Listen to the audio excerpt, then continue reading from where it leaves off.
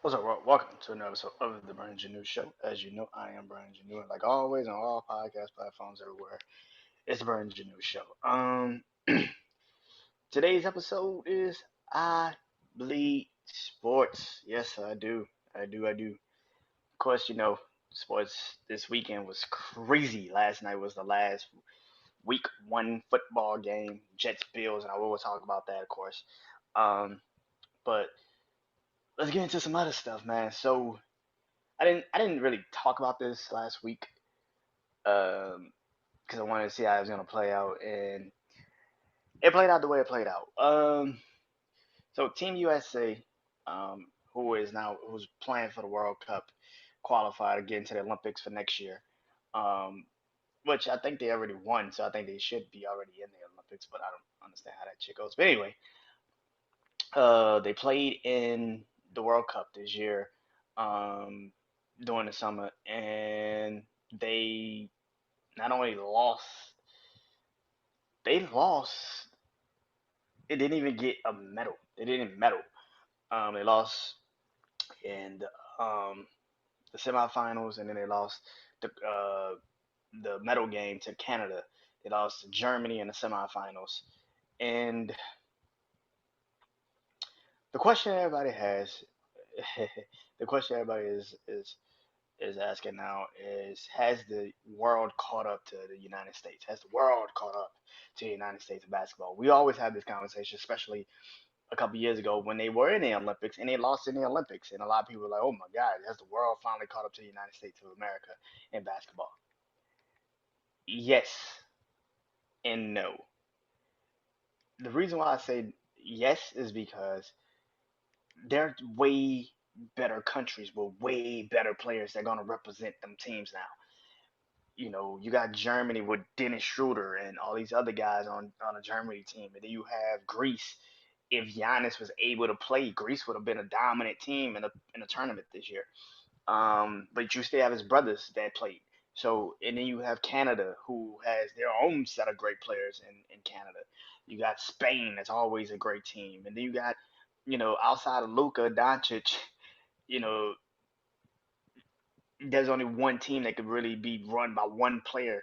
It's not gonna work in World Cup basketball, but maybe in Olympics. But um, you know, when you have all these countries, Serbia and all these other countries that have real basketball players, real basketball talent that has been in the league for a long time, have played these teams, and also you're now playing in FIFA rules, you're not gonna probably beat a lot of these teams, especially if you have no fucking size. And that is the worst time to go into a. That's when you think you are the best at this shit, and then you have no size and you can't box out. And then like I said, you're playing in FIFA rules. Something I learned a lot when I was watching the Team USA on the Redeem team in 2008 when they played.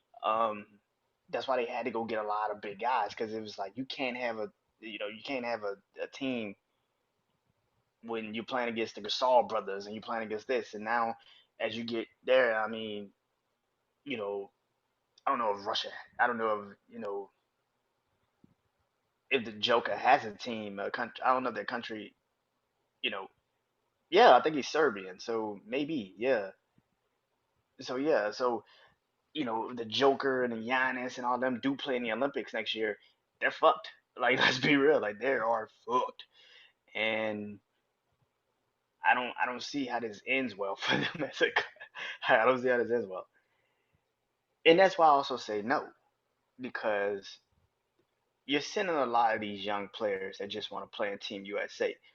Austin Reeves is not supposed to be the one of the leading scorers on Team USA. That's crazy. He's literally what, the third, fourth option on the Lakers this year, and maybe even next year. Like, the dude is not that. That's not his game. Anthony Edwards, yeah, he's ready.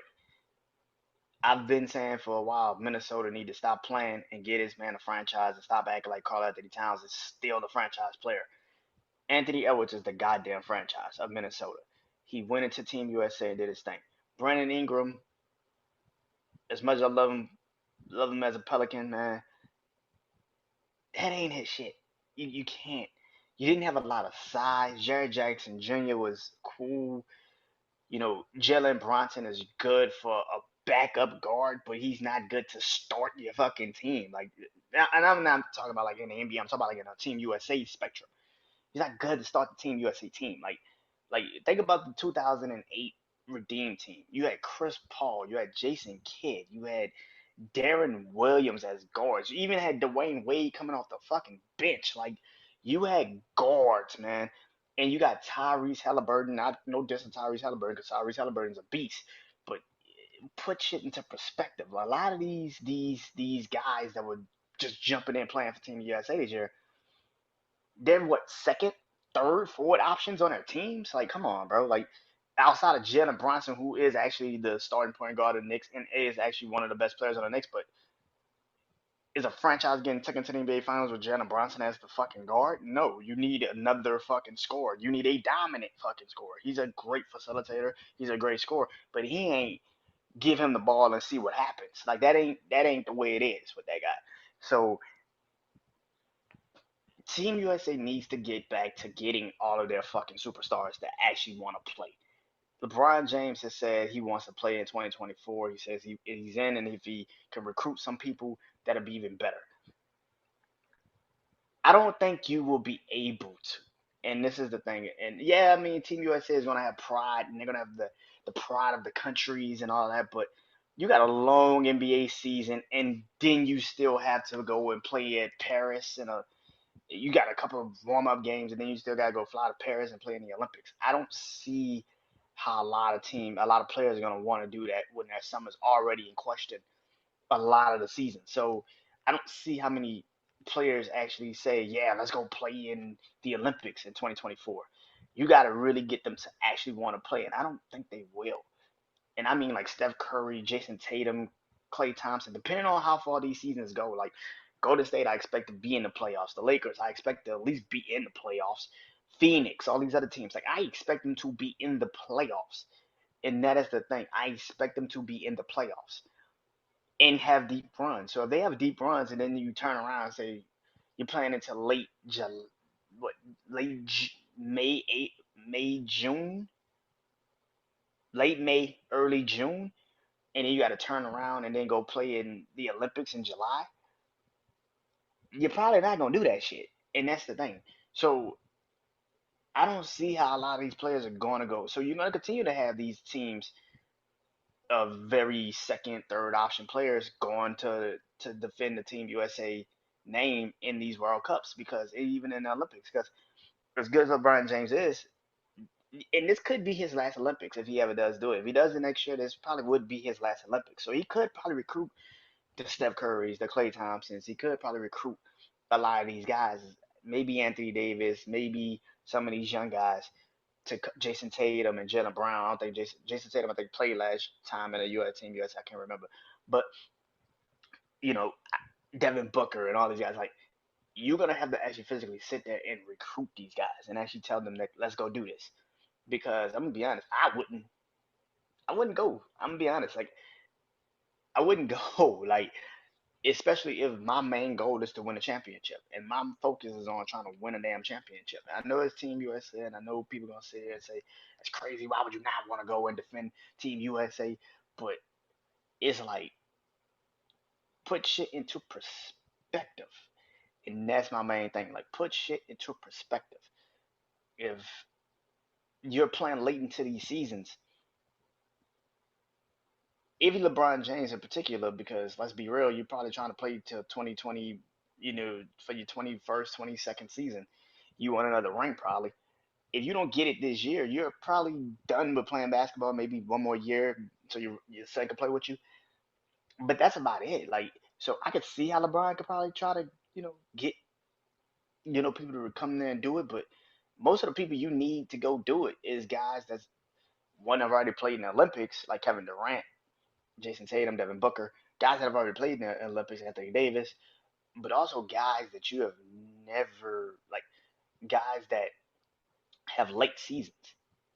Jalen Brown, who's a part of Jason Tatum's team, Steph Curry, like you got a lot Jimmy Butler, there's a lot of guys that have played in late seasons that I don't think they're gonna run out there and try to go play in Team USA in Paris, even though it would be a great experience and even though it would be amazing. So I think we're gonna continuously have this problem with these teams. I think we continuously have situations because I don't think anybody's gonna be running out there trying to go play for Team USA like talking about it. Not saying it's not gonna happen. Not saying I don't believe that it could happen. I'm just saying, for me personally, I don't see how it happens. Because again, a lot of these players are playing late into the season, and then you got to turn around in a couple, not even a couple months, like a week, a couple weeks. You get maybe 2 or 3 weeks, depending on when you get bounced out the playoffs, and then you got to turn around and get ready for Team USA. Like that's and learn a whole new style and learn a whole new way. But I'm gonna tell you the truth. What I feel is this, man. Team USA just need to get hyped. They need to get some big ass dudes, man. They don't need to go get some crazy score the ball 30 times. They don't need anybody like that. But they do need a big ass dude. They need big. They need a size. They need size. Evan Mobley, Jared Allen. Like they need something that's not just 100% small. Like small ball doesn't work in team in the FIFA, and that's the thing that is crazy because when going back to 2008, small ball wasn't a thing yet. So Dwight Howard, Tyson Chandler, guys like that like they fit Anthony Davis, like they fit the teams and they fit the situation. And now the United States, we're too fucking small, which is the craziest thing to say. We're too fucking small. So a lot of these teams that can just in the course of you watch FIFA, you know the ball is on as soon as the ball hit the cylinder, it's fair play. You could get it. So as long as the ball hit the cylinder, you can get it. As long as it's over the cylinder, you can get it. If it rolls off, you can dunk it back in. You can do everything. If you don't have the size to control the rebounds in that situation, you're probably gonna lose. So what happened in Team USA this year? They fucking lost. Why did they lose? Because they didn't have size. They don't have the guys that could physically go up against guys like the Joker, like Giannis, like Joel Embiid. Like in a real NBA, imagine that in FIFA. It's the same shit, even crazier because, like I said, the ball hits the cylinder. All you gotta do is get the ball, and it's on. So I don't. I'm not too. I don't know what Team USA is gonna be coming in 2024 at the Olympics. I do think we're gonna win. I don't think we're gonna lose again. Like I don't think we're gonna lose the Olympics. I think the World Cup is one thing. The Olympics is a completely other story. I do think we still win next year in the Olympics, but I would be not. I wouldn't be also surprised if we don't because think of the confidence boost of Germany and Lithuania and and Greece and Canada and all these other countries that beat us in this world, France and all these other countries. Like think of all of these other countries that have so many great players that play in the NBA, have played the style, and also have played against a lot of these players. Think about that. So I would not be surprised if next year in the Olympics we win, but I also wouldn't be surprised if we lose the motherfucker. I wouldn't be surprised at any of it because Team USA got to send their best. And what's their best right now? The best is international players, and people don't want to admit it. But team like the NBA's best players are international players. Joel Embiid, Giannis Antetokounmpo, the Joker. Their the NBA's best players, Luka Doncic. Like there's a lot of great international players that are going back. Shit, Canada was filled with just a bunch of fucking NBA players like Dylan Brooks and uh, uh, said Gilgis Alexander and all these guys. Like Canada's got a team, bro. Like Canada could fucking play, bro. Australia has great players and have played in the NBA and have done these things. And if Ben Simmons wants to play, that style fits Ben Simmons perfectly. So for the Team USA, they gotta really go and just they gotta pull like if LeBron James is really gonna do this and he's really gonna say I'm gonna play in the Olympics. I want all the best players to play with me in the Olympics. Then nigga, you gotta be Nick Fury and you got to go get the Avengers. Like you got to figure out how to get the Avengers to all come together and play. That nigga got to be Nick Fury. It's got to happen. He got to be Nick Fury because this shit is not gonna work if it's just you and some young fucking guys. That's not gonna work. You gotta go get Steph. You gotta go get Jason Tatum. Jalen Brown, Jimmy Butler. Yeah, gotta go get them all. Gotta go get them all, man. It's like Pokemon. Gotta go catch them all. Gotta go get them all.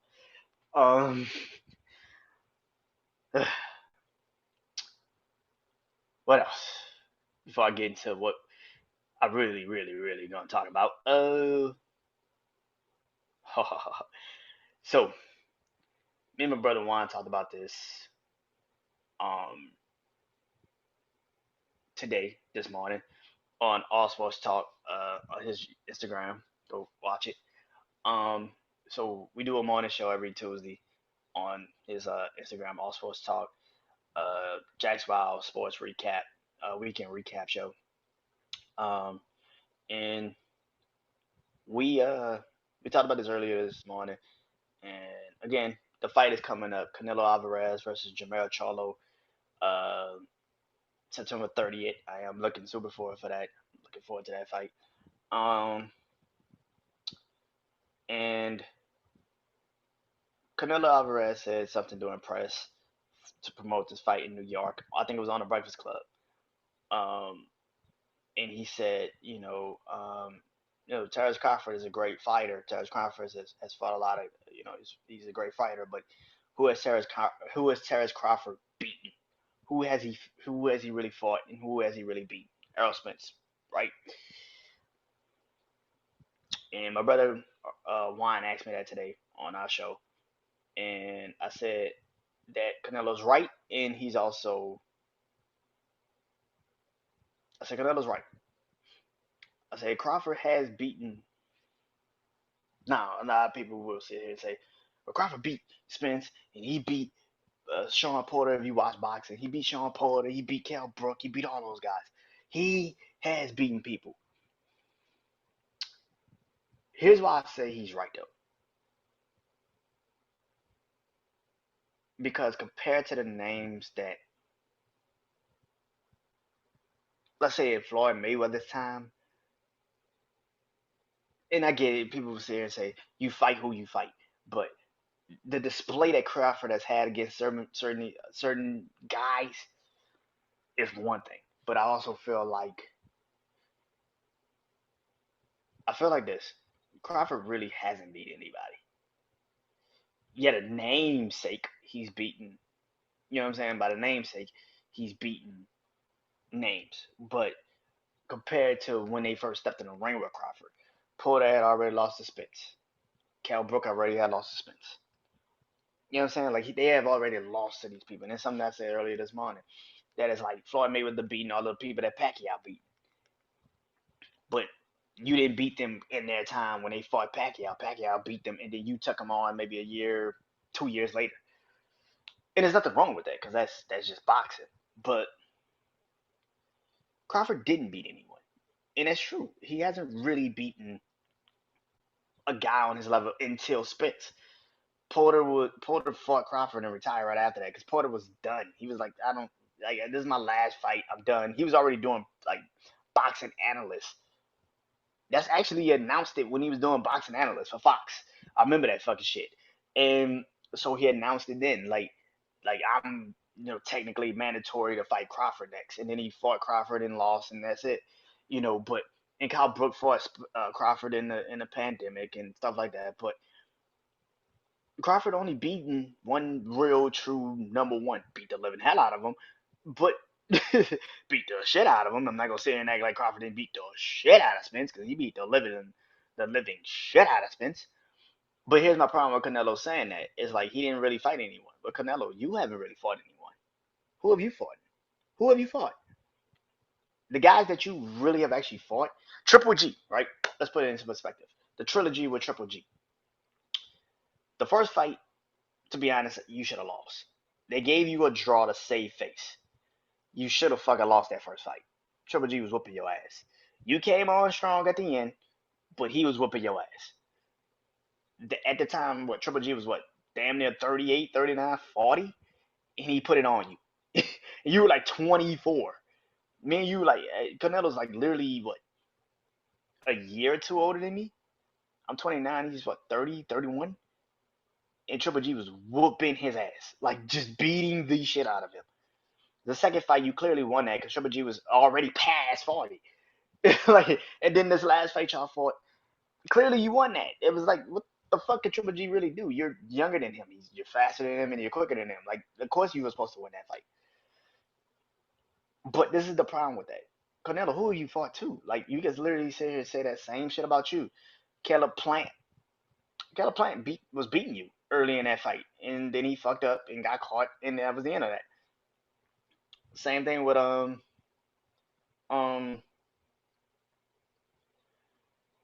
shit. You said about a lot of Canelo fights, but you've also fought in a lot of old fighters, people that have been past their prime, been retired, kind of not really boxing a minute. I mean, you fought Oscar De La Hoya past his prime. I remember that shit. You fought Sugar Shane Mosley past his prime. You fought Miguel Cotto past his prime. So when you like again, it's like the same thing with Crawford. We can say the same thing with Crawford. The name that the name that you fought was impressive, but put into perspective of who you fought and when you fought them. But the fights that Canelo has had, that somebody was a little bit quicker, a little bit faster, better trained, better equipped in boxing, you got your ass whooped. Particularly Floyd Mayweather. Everybody knew you was too young to Floyd Mayweather. You weren't ready for that fight. I still blame Oscar De La Hoya and Bob Arum for putting you in that fucking predicament because you should not have been in that fight. You were too young for him.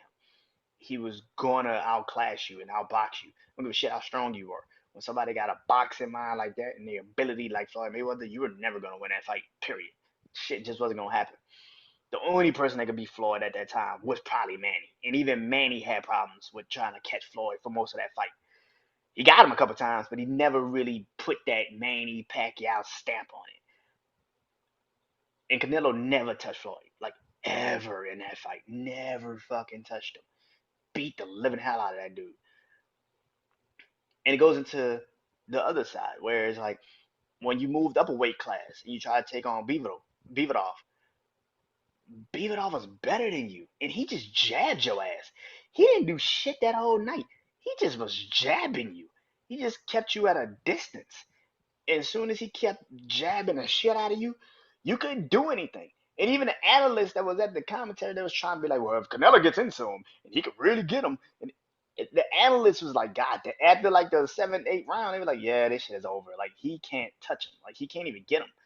Like, and he's just killing him with a simple jab. Like it's just boom, straight to the face, boom, straight to the face, boom, boom, boom, straight to the face, back to it. He was controlling distance. He was just doing a lot on you. With this upcoming fight with Jamal Charlo, which we've been screaming for a minute, like let's see how you do against somebody that's young in your same weight class that has that same ability, that same hunger as you. Let's see really what happens. We're finally gonna get it. To be honest, I don't know who wins. I don't know who wins. I don't know if Canelo could actually step up to the level and actually prove that, yo, this has been his fight this entire time. He's been a guy. He's always been a guy. Or if he falls into a trap, and that is that he gets his ass whooped. So, or he falls into a trap and he gets his ass whooped. I don't know which is which. I do think this. It's gonna be a great fight September 30th. Charlo cannot fall into the Charlo cannot fall into the idea that he could just beat Canelo with just raw power. That is not gonna work. You have to actually outbox him, and that is one thing about Canelo. As great as Canelo has been in these years, no matter how he's fought people or not, he's still not a good boxer. He relies very, very still on his power, and as long as he relies on that power shit, he gonna get his ass whooped because you gotta be damn near, but you gotta also be better than him at boxing. You got to because you cannot let him lure you into a situation of comfort and think you just got it in the bag. You can get your ass whooped that way. Don't do that. Like I think he's smart enough to know that he can't just go into a fight and think he's just gonna out strong Canelo. That's not a smart move. What you should do is what I just said. You got to be mentally ready to go to war. You got to be mentally ready to beat him. You got to be mentally ready and mentally sound to have a fight with Canelo Alvarez. And if you do not be that way, you're gonna lose because he can easily just get you into a position where you are now trying to make up with points, and then you lulled into a fucking fight where he catches you one time. And that's something that Charlo has done in previous fights where he's won the fight, he's winning the fight, and then he just kind of gets bored and he just drops his hands a little bit and then get tagged, and it's like, oh shit, and then he gets tagged, and it's like, oh shit. So it can happen. So he's got to be like mentally the best he's ever been for this fight because he can easily beat Canelo. You can beat Canelo. It's very easy to beat Canelo. Like I said, Canelo is not that great at straight mental boxing. He's not that great at it. He's great at the physical. And if you can outclass him mentally, you're gonna beat him because he can't go past a certain threshold mentally. But if he knows he's got you, then he doesn't have to go past that threshold because you're coming to him now, and that is his fight. If you come into him and he's not having to step to you, you lost. You lost. So I don't know how September 30th is gonna go, but I know one thing: it's gonna be a fight. It's gonna be a motherfucking fight. All right, let's get into it.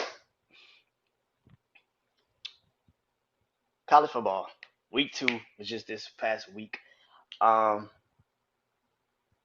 man, oh man, oh man, how fun was that? Um, I watched some of the games week 2. The top 4 uh is this: Georgia, Michigan, Florida State, Texas.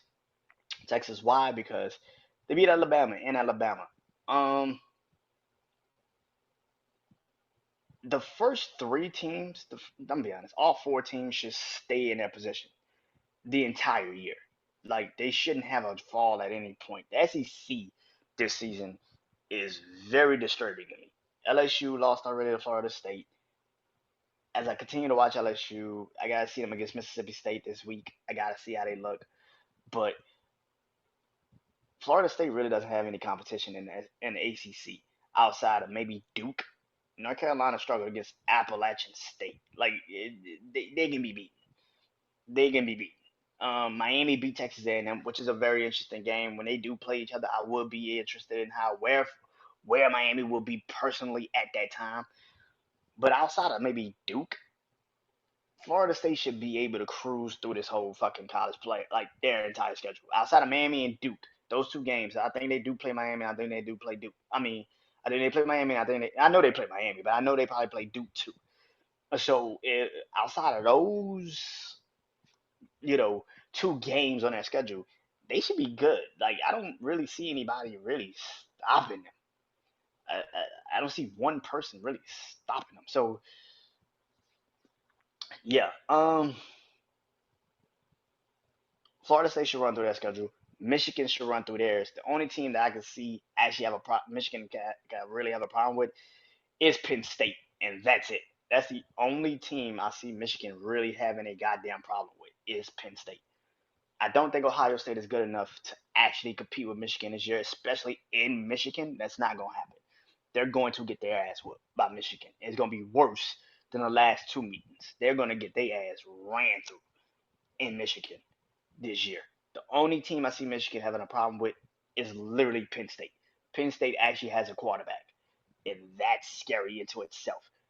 Outside of that, Michigan should run through the table. They could get past Penn State, they run through the table, and it's not even a conversation. Florida State, like I said, should run through their table. Texas should run through theirs. The only team that I can see kind of trip them up, maybe Oklahoma, maybe, but even that, I think Texas got a better team than Oklahoma. And then, and we'll see soon because they play in a couple weeks. But the other team I can see them kind of maybe tripping up against is Kansas State, and I can see them losing to Kansas State because Kansas State is really fucking good. That's a hell of that is a consistent program in college football. They are like what's the team in the NFL that I could literally say that is that damn consistent every damn year? I would say the Steelers because I would say the Steelers because, but the Steelers got they ass whooped. But like, but a team that you don't think is gonna ever make it to the top, but they're really good in the NFL. I'm trying to think. Damn, that's not that many. God damn. Ooh shit. I don't know. In the NFL analogy, that was a bad analogy because I don't know any team. Maybe okay, the Chargers. They're the Chargers. Kansas State is the Chargers. Like Kansas State is the Chargers. Like you expect them to be good every year, but we all know they ain't going no farther than what the fuck they are, and that's exactly what that is. Um, so Texas got two teams also on their schedule that could trip them up: Oklahoma and Kansas State. After that, that's pretty much fucking it. Like that is the only two teams that could trip them up. When it comes to Alabama, Georgia should walk through the schedule. Like they should float through the schedule because this is the easiest schedule they've ever probably had. I don't see one team on that schedule that I'm like that can stop Georgia. Like physically stop them. The SEC East, like I said when I did the LSU show, the first SEC show, bleed black, purple and gold. Georgia's dominant. Florida is not good enough this year. Tennessee is going to float by until they play Georgia, and then they're going to get their ass whooped. Maybe Auburn, if Auburn is good, and they should be playing each other in a couple weeks too. Maybe Auburn. That's it. But Tennessee and Auburn are the only two teams on Georgia's schedule that I can actually see them beating them, and even that can be questionable. How do I feel about the Alabama losing? That's what I expected. I didn't expect Alabama to really beat Texas like that.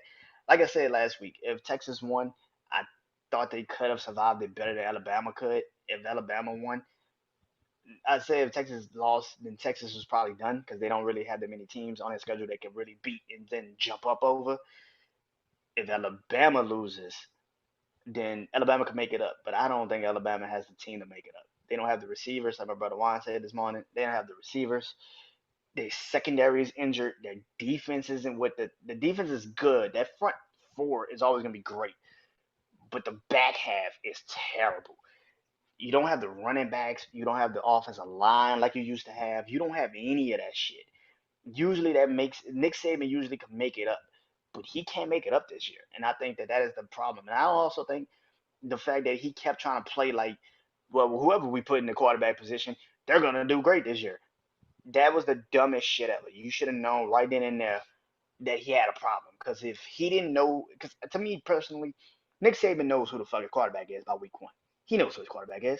The fact that he tried to play the media like, well, I don't know, and you won't know until game time. It's like, bro, that's not smart. Like, that actually makes me feel like you're more nervous on who the fuck you about to pick as a quarterback than you actually believe that's a good quarterback. So I don't. I think this is a that was a very telling sign right there and there that we should have been like, oh, this is not good. Like, we should have known right then and there, like, oh, this is not good. Alabama losing, but being still ranked 10th is literally just because it's Nick Saban. But let's be real. Do anybody have faith in Alabama this year? I don't. I don't. I think they're gonna lose to Auburn. I think they're gonna lose to LSU. I actually think they can lose to Ole Miss. Like they can lose to a lot of teams this year that are just better than them. And like I said, the SEC this year is not great. Like Florida's not good, Kentucky's not good, Tennessee's okay. They're gonna float by, like I said, until they play Georgia.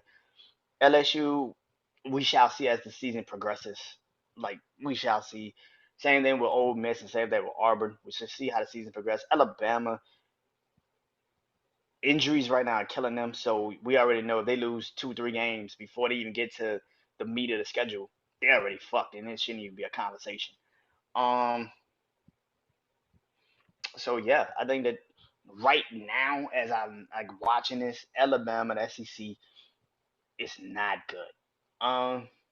One team that is good is Colorado, man. That listen, Colorado is officially jumping up in the polls. Uh, they play Oregon after they play Oregon first, and then USC. I said USC then Oregon, but it's Oregon versus then USC. But they got Colorado State this week in Colorado. I hope they don't look past this game. I hope they play this game seriously, take this serious, because Oregon is literally next week after that. I think Colorado's good, man. I think they really are good. Like I said, I think they have a quarterback. It's Shador Stevenson. It's Shador Sanders, the son of Dion. I think he can make up a lot of their situations, a lot of their gaps when they do have moments where they don't play up to par. I think he makes up a lot of it. That defense of Colorado, they need to get better at getting to the quarterback. But outside of that, they got all in all levels, and I think this is a good team. I think I've said it once and I said it again. I think they could run the table. I wouldn't be surprised if they do. If they could get past Oregon and USC, those are the only two teams that you should be worried about. After that, and those are the first two Pac-12 games that you have. If you get past those two teams, that's not really anything in the Pac-12 that you should be worried about outside of maybe Utah and Washington. But I think that's farther down, like in the college playoff, like when you get to the championship of the Pac-12. So I can see Colorado easily running the table if you get past the next 2 weeks after this week. Um, mm, um, what's another situation? What's another thing? Um, so this week 3. That's not really that many games that I'm like looking at and being like, yeah, that's gonna be a game. I'm not really looking at Georgia, South Carolina start off the SEC for them. LSU, Mississippi State starts off the SEC for them. But there's not really that many games I'm like super like, yeah, let's see what happens. Like, it's not that many this week. Maybe next week is the like I said, Colorado Oregon is gonna be a hell of a game, but for the most part, no game is really that important. So I'm gonna say this. I want to see how Texas performs after beating Alabama. Now you're at home, you're playing against Wyoming, nobody cares. How do you now perform? Because if you don't show up in that game, just like I felt with the Colorado game, beating TCU, if you don't show up in the next goddamn game, it's going to be a problem. So, um, yeah, I want to see how this all going to play out. What's another game? What else? Oh, clearly. Uh, oh, clearly. Um, week 1 of the NFL season. Aaron Rodgers is officially out for the year. I mean, it'd be hard for me not to talk about this. Aaron Rodgers is officially out for the year. Towards Achilles. Um, I told my brother Juan last night. We talked about it this morning. I said if they win this game, their season is still over. I think the Jets defense is going to control and help Zach Wilson like they did last year. They're going to help Zach Wilson like they did last year. They're not going to do too much. They're not going to give him too much of the plate. I think Zach Wilson in preseason was good, but that's preseason. Like, can you actually play great for the entire fucking year? I don't think he has it in him. That defense, like I said, I think the Jets at least get to a 5 wins, 6 wins this season. They already got one, so at least 4 or 5 more wins because of that defense. But outside of that, the Jets are not gonna win that much this year. Let's be real. Yeah, doesn't really change my prediction. I had the Jets finishing fourth in that division. I still got the Jets finishing fourth in that division, so it don't really change any of my feelings. What did I think of this whole week? Some of these predictions were stupid as hell. Um, just dumbfounded predictions. I didn't understand any of these predictions. Um, after week 1, some of the craziest things, and this is exactly what I'm about to say tonight. The craziest times of the NFL season is week goddamn 1, right after week 1, because you immediately question and say, this is how this team is going to be for the rest of the fucking season when it's not that at all. What I think is this: the Eagles are not that bad. Thursday night we're gonna see them play against. Thursday night we're gonna see them play um, the Vikings. I expect the Eagles to beat the living hell out of the Vikings. I'm gonna be honest. I expect the Eagles to beat the shit out of the Vikings. I don't think the Vikings are good this season at all. I had them. I think I had them finishing fourth in my NFC North predictions. I just don't trust the Vikings. A lot of the games they won last year, they will not win this year. A lot of the games they won last year were one score games. The ball is about to bounce the other way now. You won a lot of the year before that, the year before last year. You lost a lot of close games. This year, last year, you won a lot of close games. This year, you're gonna lose a lot of close games just because that's just the way the fucking world works. Um, and I don't think you have the team. I don't think you have the team or the organization. You don't have the running game. You don't have any of that. You don't have the deep. Brian Flores is going to fix that defense as it continues to, but they don't have the players for him to fix it. And that's another fucking thing. They didn't fix anything. And you just signed a lot of pieces to like fix it. That's not good enough. I think Pittsburgh is going to get their shit together, clearly. I don't think Pittsburgh is that fucking bad. I think Pittsburgh is going to get their shit together. I expect um, Pittsburgh to get their shit together. I expect the Rams to not be this good. That was a divisional game. Shit happens. Seattle just did not step up. Do I think Geno Smith now is regressing back to who he was previously? Time will tell. I don't. I think it's one game. You lost both offensive linemen. Both of your offensive tackles who were great last year as rookies are now fucking, you know, getting beat to a pulp and now injured for the first, couple of weeks. So I don't know how this is going to look. You got to play Detroit this upcoming week in Detroit, which is a worse scenario if you're going from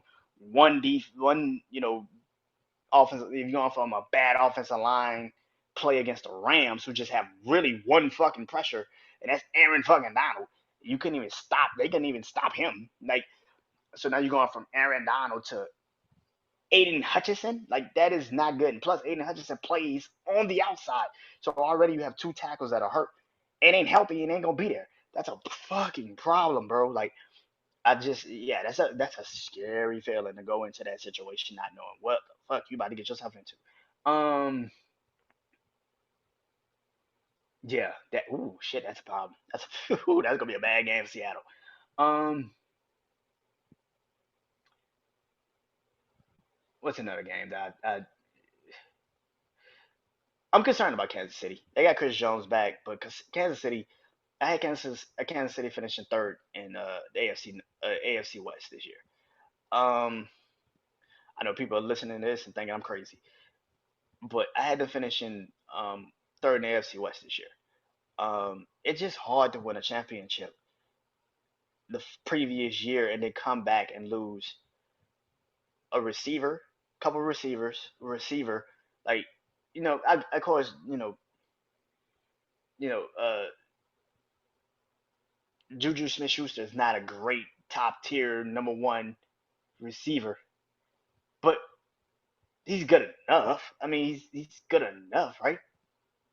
And I think that's the thing. Like, as good as this team is, they just do something. And I think that at the end of the day, you know, that's how I look at this. You know what I'm saying? I think that at the end of the day, that's how I look at this. And I don't know if this team is going to be good enough. I don't know if Kansas City is actually ready to be that team again. Chris Jones makes up one thing, Travis Kelce makes up another, but I don't think this team is good enough to win an entire NFL. And of course, people are going to run out here and say, "Where's Patrick Mahomes? They got Patrick Mahomes. They're going to make up a lot of things." I don't think that still makes up any damn thing. I think this is a bad situation. Period. I think it's a very, very bad situation. So yeah, I I think Kansas City is not going to be that great this year, as people want to sit there and predict. Miami is still offensive dependent, and that's not good. Like, Miami's still offensive dependent. It's still all about the offense. They're not good defensively. The Chargers literally walked in up and down the goddamn field. Everybody saw about this one drive that they finally stopped the Chargers. But the Chargers scored 34 fucking points. That's not good. I don't give a shit how good your defense played for one series. They still gave up 34 fucking points. Like, that is not good. And again, they're now going into this upcoming week, and they have a problem with this because the Patriots defense is fucking incredible this year. Who knew? Bill Belichick will figure out the defense. Who the fuck knew that? And now you're going up against New England Sunday night. Oh, good fucking luck. Good fucking luck. Usually is same thing with the Saints. Usually you put us in like Carolina in week 2. You usually put New England early in the season, but right in the season, week 2, New England, Sunday night. That offensive line is very still shaky, very still questionable. With that type of secondary that the Patriots do have and still have, and Christian Gonzalez, who, excuse me, who me and my brother Juan kept saying is either the first or second best cornerback off the board this draft, this previous draft. Guess what? He's pretty fucking good. He's pretty fucking good. And I'm pretty sure he's going to shut down Jalen Waddle or Tariq Hill, which sounds absolutely crazy. But I would not be surprised if he does it. And I think New England beats the Miami Dolphins. I'm going to be honest. I think the New England Patriots can actually beat the Miami Dolphins. Because, like I've been saying, everybody, and my brother Juan said this morning, but I've been saying this. Mac Jones got to the playoffs with no number ones. He got to the playoffs with no number ones. He's got young receivers, and I still think New England's going to the playoffs this year. I think the AFC East showed you last night who really is about to win the AFC East, and that's the Patriots. This is the easiest decision of all time. The Patriots are going to win the AFC East. Miami's going to give them a fight, but Miami's going to eventually have the same problems they had last year. They can't protect Tua, and that defense cannot stay on the field that fucking long and try to win a game. That ain't them.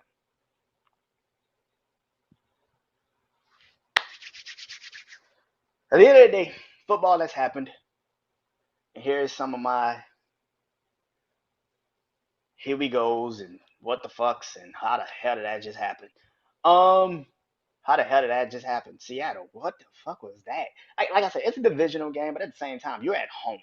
You're playing against the Rams. They have no Cooper Cup. They just have Aaron Donald, and you got your ass whooped. What happened? What was that? You just didn't play good. That was a terrible game. Terrible game. How the hell did that just happen? Pittsburgh Steelers. You could have stayed in preseason for that bullshit. That was a terrible game. What the God damn, bro? Like you should have just stayed in preseason. That was bad, man. Kenny Pickett, that offensive line, it went left so fast, and I don't know what good you would have done if it. Like I don't know what you would have done. Like it was. That was a terrible game for you. Just a terrible game. And how the fuck did that happen? I know the answer, but I'm still asking the question. The New York Giants. Bro, just quit. I'm just fuck it. Throw it a white flag. Y'all season are done. I don't trust the Giants this year. Fuck what you talking. Like I didn't think the Giants were good this year at all. I actually had the Giants finishing fourth, and as it looked like what the fuck they gonna finish. Dallas beat the living shit out of them. Like it's okay. I get it. It's raining. I get it.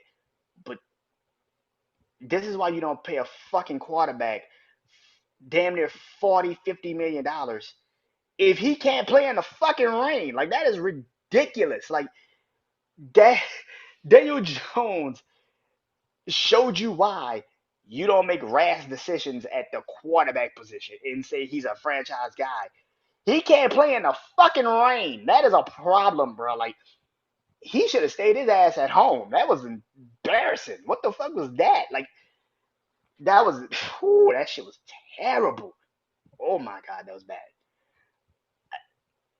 I want my money back. That was a free game on TV, and I want my motherfucking money back. That was ridiculous, man. I do not predict the Giants to be great this year.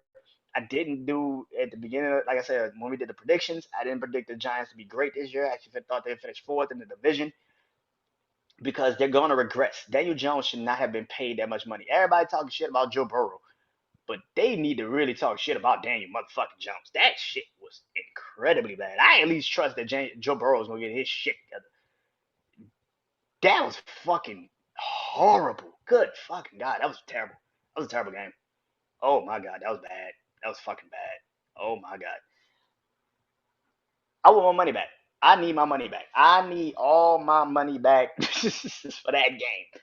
I refuse to believe that was a fully televised football game that I saw Sunday night. That is bullshit. That was that was terrible. And here's the problem. The problem with this is we still don't know if Dallas' offense is good. They didn't have to do shit. All they had to do was just hand the ball off. Like they didn't have to do shit. We don't know if that offense is good still. That defense though, Them niggas might be the 1985 Bears. Them niggas might really be the 1985 Bears. Them shit. That's a different type of defense, man. That's a different type of defense. Lord Jesus. Anyway, week 2 of the NFL season, week 3 of college football. Can't wait. Until then, I am Brandon Janeau. This is I Bleed Sports. Hope you enjoy this. Peace.